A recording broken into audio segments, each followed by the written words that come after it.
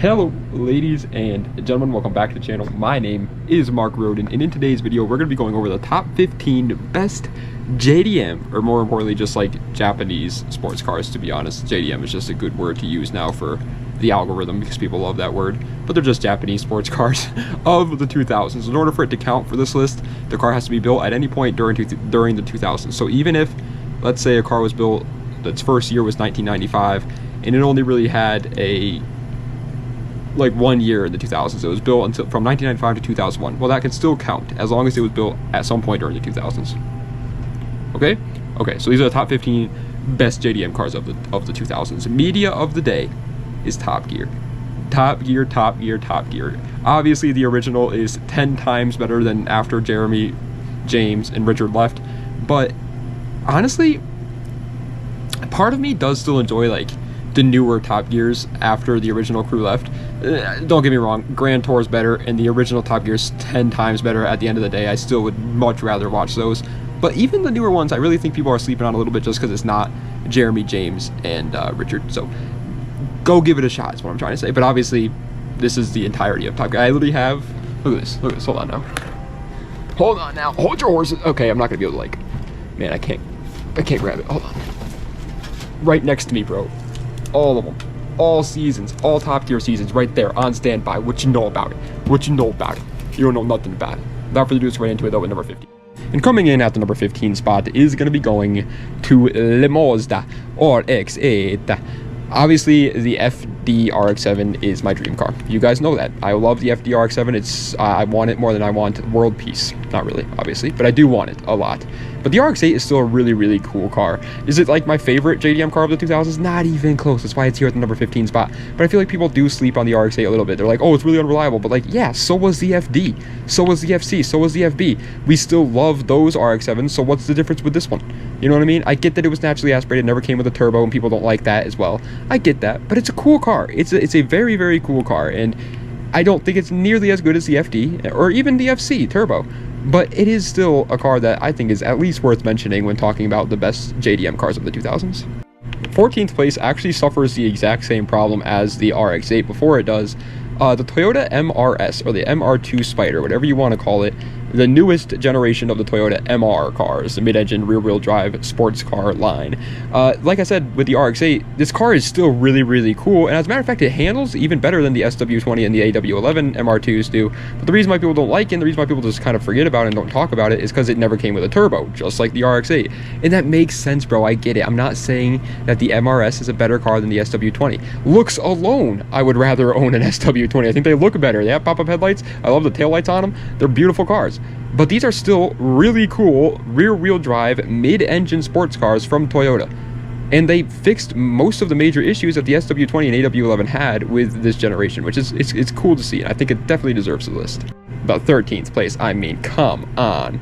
This is, by the way, this is how you know I'm not like being 100% dead serious when I say JDM, because this is the USDM version of a JDM car, but it's the Lexus IS300. I wanted to put the SC300 here because I like the SC300 a little bit better personally, but they never made it in the 2000s. Apparently they stopped production of the SC300 at 1999, so it was a little bit too far away. But the IS300 is probably more known anyways. It is probably overall the better car when you compare it to the SC300. It's just lighter, shorter wheelbase, overall just better car. But yeah, these cars are legendary. Rear-wheel drive 2JZ GE. Now they're not the GTE, but that has not stopped people before from making some pretty decent power on this motor with stock internals. It's a fun-ass car, all right? Pardon my French, but it is. It's a fun car. It's a cool car. I made a like little tournament series to see what you guys wanted to see me build next on my channel, like as a project, and the IS300 actually won. So clearly you guys like this car a lot, myself included. I like the IS300. It's a freaking sick car, and for the price that they're at, man, they're unbeatable.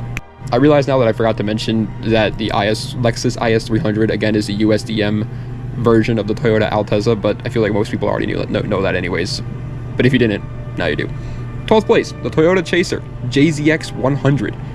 Now these are actual JDM cars. These aren't even available in USDM. I don't know if they sold them in Australia though. They may be in the Australian market. I don't know. But nonetheless, they're legendary cars. They're like literally the Chaser, the JZX 100 Chasers, or the Mark IIs or Crestas, or even Cressidas are literally just long versions of the IS300 with a turbo instead of not having a turbo. They're 1JZ powered though, not 2JZ powered, so they are a little worse. Although there's an argument to be made that the 1JZ is a better motor nowadays, considering the prices of them and everything.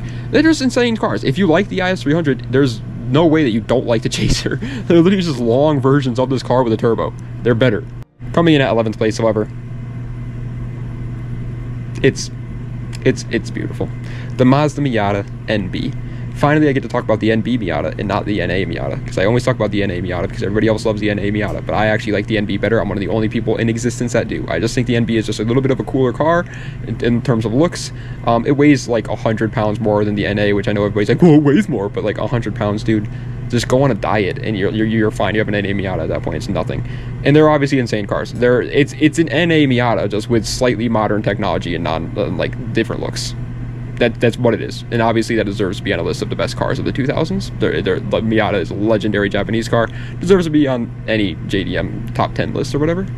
Breaking its way into the top 10, however, ladies and gentlemen, is going to be going to the Honda Prelude 5th generation. The Prelude is one of those car brands that are so interesting to me because I feel like a lot of people kind of agree that most cars, like, they peak early on in their lifespan, right? And then they make another car and it's bad. The Prelude is the only one where the final generation of it is the best generation of it. The 5th gen is the best generation of the Prelude, hands down. I guess you can make it somewhat of an argument that the 3rd gen is, but easily I think the 5th gen is. Also, before somebody's like, well, this is technically not the last generation of the Prelude because they just made a new one and it sucks. Yeah, I know. I saw the new one. I'm not counting that. All right, I'm not calling that a Prelude. I refuse. I'm going to call that a ice cooler instead of a Prelude. That thing ain't that's nothing. It puts a pain in my heart. Sticking with Honda for a second, because you just got to include it. Again, this car deserves to be on the top 10 best JDM cars of all time list, let alone of the 2000s. The Honda S2000. It literally has the word 2000 in its name. It's clearly a 2000s car, guys. That's how it works. Duh. Okay, like the R32 GTR was made is 32 AD. Okay, like come on now. All jokes aside, the S2000 is an absolutely legendary car. It's a rear-wheel drive Honda. Just like, come on. Like, just call the federal authorities and tell them that Mark's outside running butt-cheek naked down the road because I'm about to. These cars are incredible. I love everything about them. They handle incredibly well. They look incredibly good. They're rear-wheel drive Hondas, so they have all the upsides of Hondas, like the Civics and the Accords and the Preludes and the Integras, where you can tune them and they're reliable as hell. But while having the rear-wheel drive package. Now, I've heard the differential on these cars, the rear diff, is a little bit questionable, to say the least, and so it's not like a drift car, but just being able to have the rear-wheel drive in the first place is cool enough. You know what car I somehow managed to forget to put on this list, and absolutely belongs on this list? The Acura NSX NA2. The NA1 was built in the 90s, but I believe the NA2 was built during the 2000s, and it's pretty much an NA1 just without pop-up headlights. So consider that an honorable mention for the NSX NA2, because it clearly deserves to be on this list, but I didn't put it on it. It deserves it, though. 8th place is the Subaru WRX STI Blabai. I think the Blabai is my favorite generation, period, of all WRXs, and it just so happens to fall in the 2000s, so let's go. Absolutely magnificent there. I just like how it looks. It's the exact same as the Bug-Eye and the Hawkeye. They're the exact same car, but I just think that the Blabai just looks best. And in terms of performance and everything like that, there's no denying that these cars were legendary. I mean, they're legendary in a different reason. Obviously, most JDM cars are legendary because they're cool to modify. They're good at handling power or whatever. The WRX, it really isn't. Like, WRX guys are going to get mad at me for saying that, but it's the truth. They're not the best for building power or anything like that. What they're good for is simply rally racing, and their motorsports history belongs on this list. On the other end of the spectrum, coming in at the number 7 spot is incredibly good for building power, the Acura RSX Type S, or the Honda Integra Type R DC5. And arguably, actually, you know what? Let's just put that one there. Honda Integra Type R DC5, because that's better than the Type S in every way, so we'll put that one there. It's freaking insane. I have a 2000 Acura Integra DC4, okay, so I could have put that one on this list. I could have put the DC2 Type R, and a lot of people would argue that that one is better than the RSX or the DC5 Type R. I think I'm one of the only people out there that disagree with that. I think the DC5 Integra Type R is an overall better car. Either way, it doesn't really matter which one you think is better, because I think most of us can agree that these cars do belong on the list. When they came out, they were dominant in motorsports, but also in the front-wheel drive world, which at the time, there was a lot of cars going front-wheel drive. Like, people were trying front-wheel drive, don't get me wrong. There was some competition. And Honda has just, ever since the 90s, man, they have just been on top of it. The Type R is always just the fastest front-wheel drive car of all time, and it really started around here. I won't say it started here, because it started, to be fair, with the DC2 Type R and the EK9 Civic, but the RSX came shortly after, and it was, in my opinion, better. The K series is better. Everything about it is just so much cooler. I like it. I think it's great, and I think it belongs on the list. Coming in at the number 6 spot, however, is going to be going to the Mitsubishi Evo 9 MR, whatever you want to call it. The 7, 8, or the 9 all belong here. They're very similar, in my opinion. I know Evo guys are going to be like, no, this one actually, in the seats, it'll reach up and pluck your pubic hairs for you. Did you not know that? How did you not know that?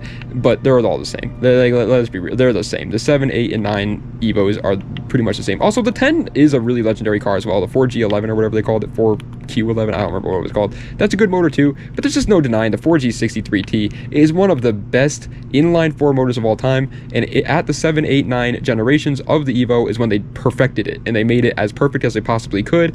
And on top of that, I think it looks the best, it handles the best, it has the most horsepower out of all of them out of the gate. It is a legendary freaking car, and I know, technically speaking, motorsports wise, the WRX was the better car. It had a better motorsports history and would beat the Evo most of the time.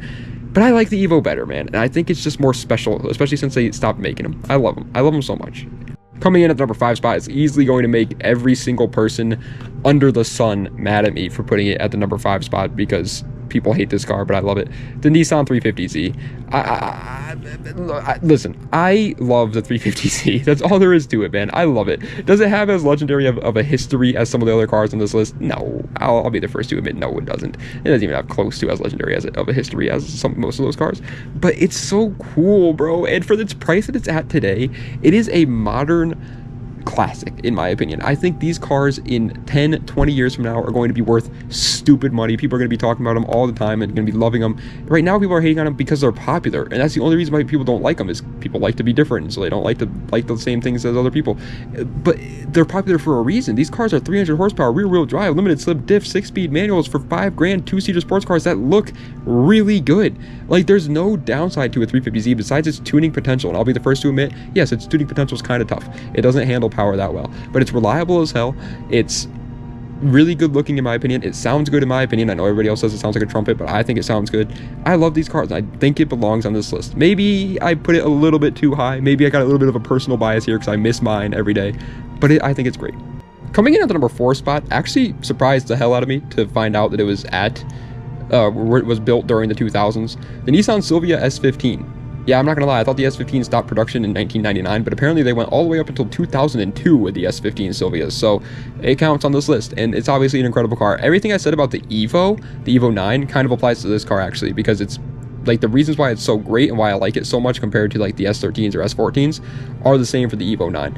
It is just the best car of the S chassis generation. Like, the S chassis did the same thing that the Evos did, really kind of kept the same platform for the most part, like the engine, transmission, diff, and they just kind of upgraded it, you know, over time. They just kind of made it better and better and better, and sure enough, at the when it got to the S15's point, it was damn near perfect. Like, obviously they could have improved on it a little bit more, and people have improved on it since then.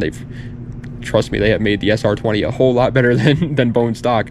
But this is as good as you're going to get for an S chassis, and they're freaking beautiful cars, too. I don't think anybody's going to deny that. The S15 is a beautifully gorgeous car.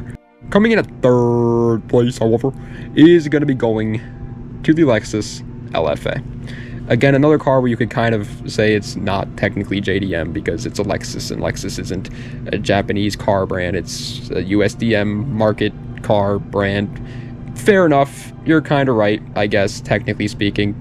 But come on, bro, it's Japanese, you know what I mean? Like, nobody's going to argue with that. And the Lexus LFA obviously belongs on this list. I mean, it's one of the only genuine supercars ever out of Japan, and it was a good one. Now, in terms of performance and, like, motorsports history, it actually doesn't have a great one. Its motorsports history was pretty piss poor. It didn't really compete ever, and the only real reason why people love it so damn much is because it is a reliable V10 powered supercar from Lexus that sounds absolutely insane and rivals the sound of a Porsche Carrera GT. That is just cool from a Japanese car brand. And yes, I've seen the new LFAs.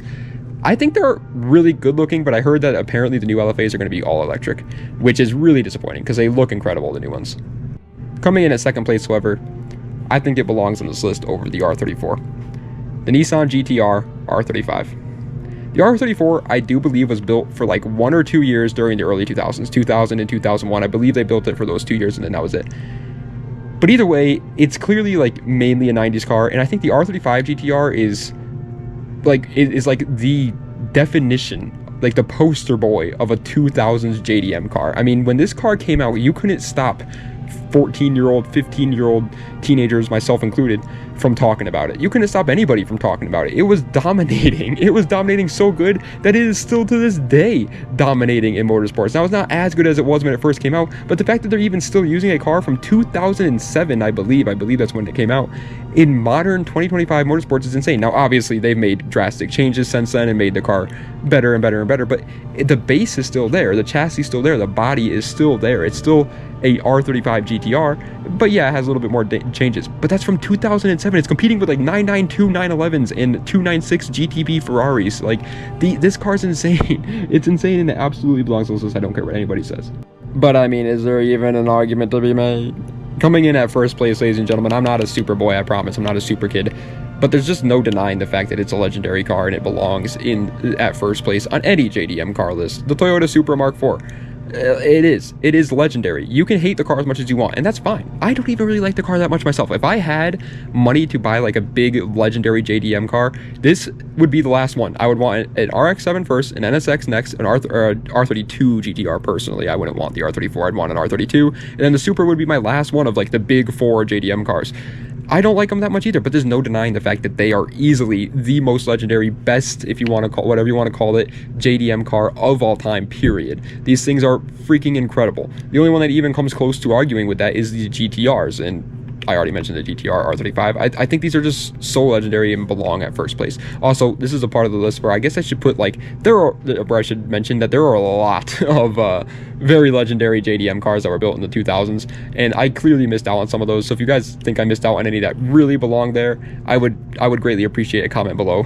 not me comment fishing, I promise, but I would appreciate to see what you guys are thinking there. But ladies and gentlemen, I showered, by the way. That's why my hair is all wet. It's gross. That is the end of today's video of the top 15 best JDM cars of the 2000s. I hope you guys enjoyed. If you did, please be sure to like, comment, and subscribe to the channel for more content just like this. Let me know what other videos I want to see in the comment section down below. Check the links in the description for any of my other social medias or any of my other YouTube channels or any of that great mumbo jumbo. And I will be leaving a pinned comment down below with my new YouTube channel called Giggity Plays, where I am playing video games. I'm doing Let's Plays on video games I've never played before, because I've been like a competitive gamer, like Call of Duty, Rainbow Six Siege, Battlefield, Rocket League. Me and my friends, actually, dude, me and my friends just tonight, like 2 hours ago, won our very first ever tournament in Rocket League. I've been playing the game for like 2 months, and we've tried tournaments every single night. I'm level 350 something in that game, and I finally won a tournament. It's a gold tournament, so it's not much because we're not much, but I'm loving it, man. That game is so great. Played Fortnite, Apex Legends, played all the competitive games, right? And now I'm getting to that age, man. I'm 25, and time to try some of those story games that everybody talks about and says are great. And so I decided to make that channel to try out a bunch of new story games. Right now we're playing Red Dead Redemption 2. Everything everybody said about that game is correct. It is incredible. Every part of that game feels like it has a meaning, feels like meaningful. It is such an incredible game. I'm having so much fun over there. So if you guys are interested in seeing me play some Red Dead Redemption 2, like I said, pinned comment down below. Also, I feel like I'm forgetting to say something right now, and it's going to drive me insane. But either way, thank you guys so much for watching. I do appreciate it. Damn, I really am forgetting to say something right now, and it's driving me nuts, man.